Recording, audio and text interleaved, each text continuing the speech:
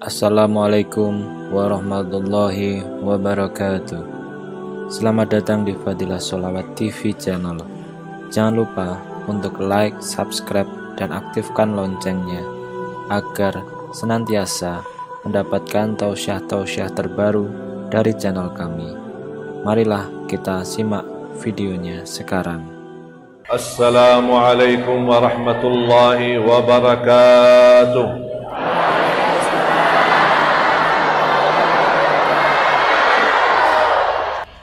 Inna Allah la yughayyiru ma biqaumin hatta yughayyiru ma bi anfusihim. Allah tidak akan merubah keadaan satu kaum kalau mereka tidak pernah merubah keadaan itu sendiri. Allah Maha baik, Allah Maha Rahman Rahim, Allah Maha lembut, Allah Maha mulia, Allah Maha agung, Allah Maha pengampun. Allah tidak ingin susahin hamba, tapi mohon maaf, hamba yang suka membuat kezaliman diri sendiri, hamba yang memulai merusak, hamba yang memulai berdosa, hamba yang mulai mengingkari janji. Allah tidak pernah berubah, tapi kita yang mulai merubah. Makanya Allah rubahkan nasib kita. Kalau mau kembali kepada nasib yang lebih baik, kembalilah kepada Allah dengan baik, akan Allah balas dengan lebih baik. Cuba lihat prinsip Allah sama kita apa? Coba. Allah tidak akan menyiksamu, Allah tidak berkenan menyusahkanmu, Allah tidak mau mengujimu, Allah tidak mau membebankanmu, Allah tidak mau membuat hidupmu sengsara, Allah tidak mau membuatmu menderita. Tapi syaratnya apa? Kalau bersyukur dan beriman, beres. Buat apa datang bala? Buat apa datang wabah? Buat apa datang ujian? Kalau kita bersyukur dan beriman. Berubah prinsip iman, tidak pernah bersyukur, bahkan salah gunakan nikmat Allah, datanglah azab, datanglah bala, datanglah ujian, datanglah kesusahan dalam rumah tangga, kesusahan bersama anak, kerusakan akhlak anak, perubahan akhlak suami, kerusakan akhlak istri. Terjadi semua berubah karena yang membuat perubahan kita, bukan Allah. Allah prinsipnya satu dan tidak pernah Allah rubah. Inna Allah la yughayyiru ma biqaum. Allah tidak pernah merubahkan nasib satu kaum dari baik menjadi buruk kecuali mereka yang merubah diri sendiri. Kalau mau rubah jadi lebih baik, kembali perbaiki hubunganmu sama Allah. Jadi hubunganmu sama Allah luar biasa, Allah akan balas dengan balasan yang luar biasa. Mau jadi sama Allah biasa-biasa saja, jangan harap dari Allah yang luar biasa. Beribadah kepada Allah, perbaiki hubunganmu sama Allah dengan cara yang luar biasa, dapatlah anugerah yang luar biasa. Kalau kamu beribadah kepada Allah biasa-biasa, jangan harap balasan yang luar biasa. Allah tidak akan menyiksamu. Buat apa? Kalau di dalam bahasa Indonesia, mohon maaf, ada sedikit dalam bahasa Arab. Kalau bahasa Indonesia artinya apa? Allah tidak menyiksamu, Allah tidak akan menyiksamu. Tapi kalau bahasa Arab, maknanya agak sedikit beda, lebih dalam. Dan selalu saya sudah menyampaikan di dalam tausiah di mana-mana, saya sudah menyampaikan, tidak ada bahasa yang bisa teliti dan menjelaskan makna Al-Quran itu sendiri selain bahasa Arab. Semua bahasa kemampuannya sangat terbatas. Menurut saya, semua bahasa selain bahasa Arab mentafsirkan Al-Quran, menjelaskan makna Al-Quran, semua bahasa miskin, tidak punya kekayaan sebagaimana kekayaan bahasa Arab. Makanya kalau kita baca terjemahannya, beda makna yang sangat berkesan dalam bahasa Arab. Saya sekarang terjemahkan sesuai bahasa Arabnya, bukan bahasa Indonesia. Bukan berarti tidak sah bahasa Indonesia sah, cuman terjemahannya hanya lapisan. Lapisannya saja yang diterjemahkan, tipisnya, kulitnya, tapi sedalamnya belum tersentuh. Buat apa Allah menyiksamu? Beda enggak artinya? Beda. Yang di dalam bahasa Arab, bukan Allah tidak akan menyiksamu, tetapi buat apa Allah menyiksamu kalau selama kamu bersyukur dan beriman? Pas enggak? Ternyata memang Allah tidak ingin uji kita. Allah tidak ingin kita susah. Allah tidak ingin kita sakit. Allah tidak ingin kita dihina. Allah tidak ingin kita berpecah belah. Allah tidak ingin kita bermusuhan. Allah tidak ingin kita menderita. Allah tidak ingin kita terbeban. Allah tidak ingin kita miskin. Allah tidak ingin itu semua. Sambil ma yaf'alullah dalam bahasa Arab. Ma yaf'alullah, buat apa? Selama kamu bersyukur dan beriman, tak mungkin Allah siksamu. Kalau bersyukur dan beriman, tak mungkin Allah ujimu lagi. Kalau bersyukur dan beriman, tidak mungkin Allah susahkanmu lagi. Berarti yang bermasalah siapa? Allah atau kita? Kita yang bermasalah. Ternyata nikmat Allah banyak, tapi mohon maaf, masih kurang kita mensyukurinya. Kita aja yang sudah nikmat yang kita terima, belum kita syukuri, masih minta lagi. Dan selalu saya berkata, syukuri yang sudah ada, dijamin yang belum ada jadi ada. Bisa enggak hafal kalimat itu? Syukuri yang sudah ada, dijamin, karena Allah janjikan, la in syakartum la azidannakum. Bagaimana kita tak mendapatkan jaminan tambahan nikmat? Syukuri yang sudah ada, akan Allah jaminkan yang belum ada jadi ada. Faham? Faham. Contoh, kita sudah punya nikmat sehat wal afiat, ya Allah masih minta, syukuri dulu, ini belum lunas. Yang sudah ada belum lunas syukurnya. Kalau kita minta lagi Allah kasih, minta lagi Allah kasih, nanti jadi banyak hutang, belum kita lunas. Makanya belajar hidup apa adanya dan syukuri dan nikmati dengan apa adanya. Jangan terlalu banyak minta. Salah satu ujian Allah hadirkan bala kita kurang bersyukur. Ternyata selama ini kelancaran kehidupan kita, kita tidak sadari itu nikmat besar dari Allah. Jalan-jalan malam minggu ternyata nikmat. Makan bersama keluarga di luar itu nikmat. Kita bisa antar anak sekolah pulang pergi, ternyata itu nikmat. Kita masuk kantor pagi dan pulang sore, ternyata itu nikmat. Tapi kita tidak sadari itu nikmat, menjadi sebuah kebiasaan. Begitu datang ujian, semua nikmat itu berubah menjadi sulit untuk laksanakan. Anak kita belajar sekolah online, kita belajar agama diam di rumah. Tarawih tidak bisa, Jumatan susah. Kita ke masjid hati-hati, pakai masker, cuci tangan, jaga jarak. Kenapa? Karena di masa kita lancar tidak menganggap itu nikmat dan kita lupa syukuri. Makanya Allah kirimkan ujian supaya kita sadar, ya Allah ternyata betul terlalu banyak nikmat selama ini.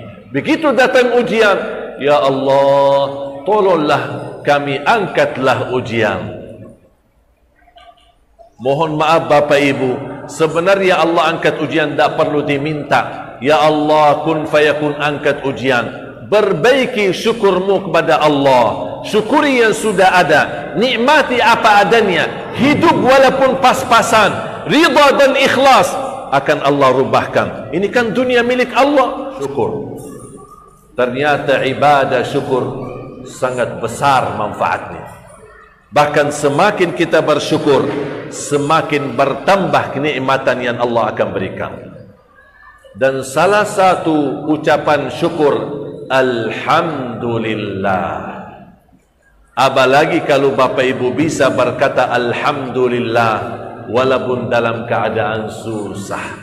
Dan mohon maaf, itu yang paling berat. Habis makan kenyang, bilang apa? Alhamdulillah.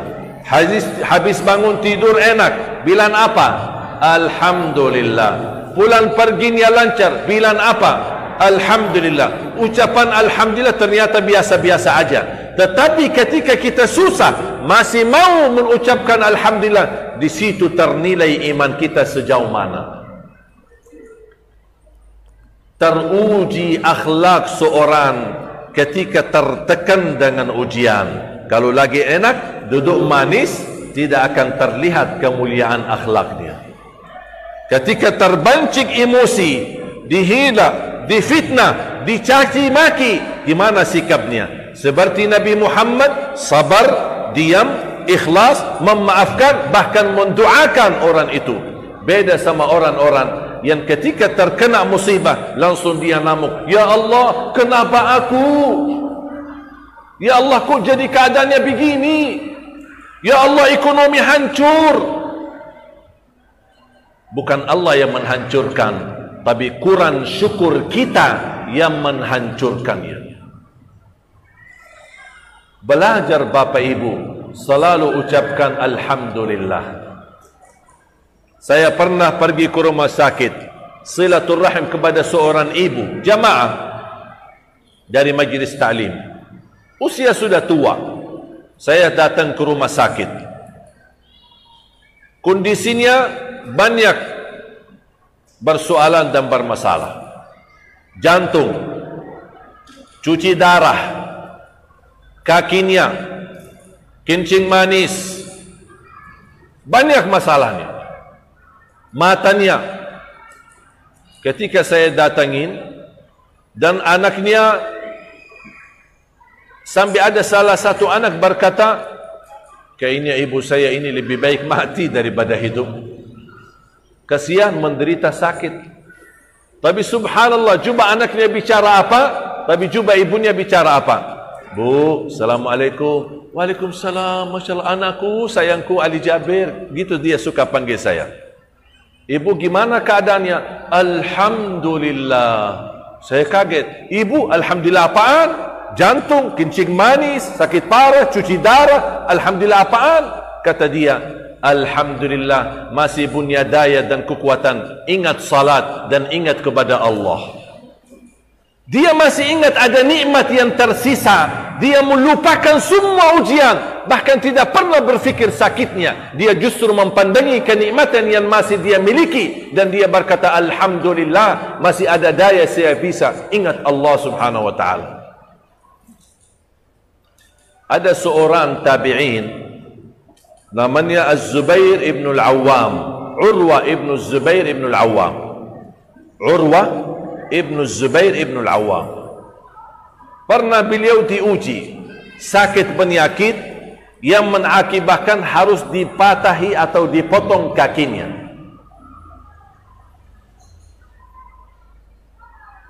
Disarankan oleh dokter, di masa itu tidak ada suntik di masa zaman tabi'in. Harus minum keras atau dikasih obat minuman keras supaya bisa bertahan, tidak sadar supaya bisa dioperasi. Kata beliau, saya tidak mau minum keras.